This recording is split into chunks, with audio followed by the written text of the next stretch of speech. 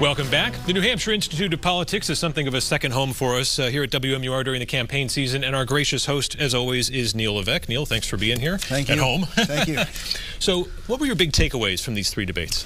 Well, what I saw was 6 candidates who really are ready for the office. These are very schooled candidates, and any one of them would be great in these positions.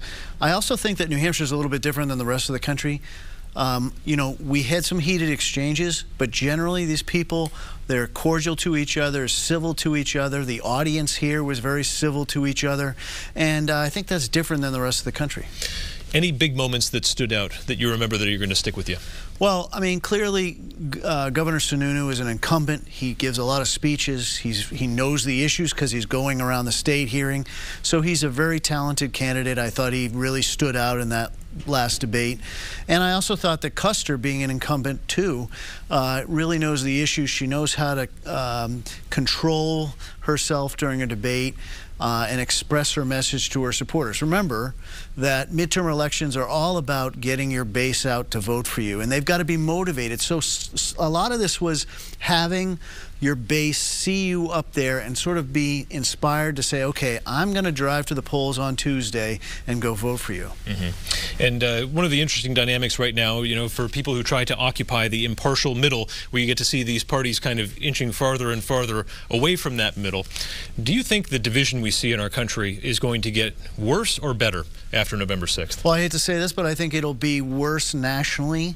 And I think that in New Hampshire, again, we'll have an exception. New Hampshire always seems to get together afterwards. The State House is a very cordial place compared to Washington, D.C.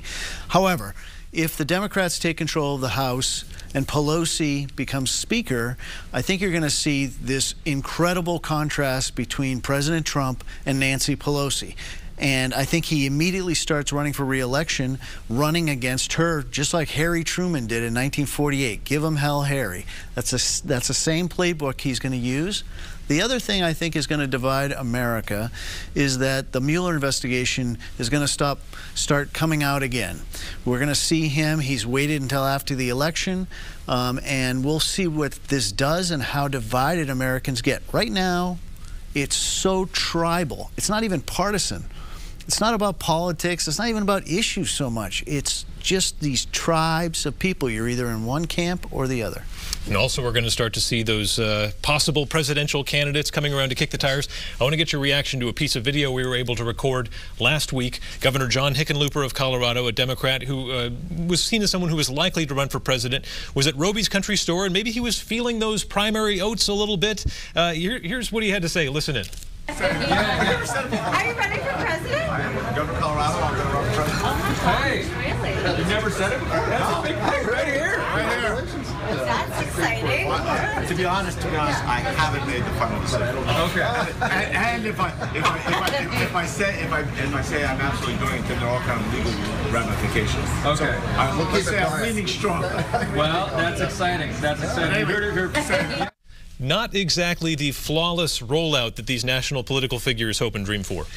Certainly not, and the fact that he rolled it back kind of looked bad. I think that probably he has some aides out there, some staff who probably cringed when they heard him say it, because when you say you're running for an office, all of a sudden it does trigger some federal election guidelines that you have to abide by. So he was smart to roll it back, but I thought it was great that he's at Roby's Country Store, you know, famous landmark, and he's telling a New Hampshire voter for the first time that he's going to run. And I think he will run, and I wish him well. We'll probably see him here at the NHIOP, yes, of course, for politics and eggs. And Governor Hickenlooper is known in Colorado as someone who is kind of a freewheeling, kind of, you know, open to the people kind of candidate. So that was, at least according to our Colorado counterparts, very much within his realm. So Neil Levesque, thank you for another great week of Granite State debates here at the NHIOP.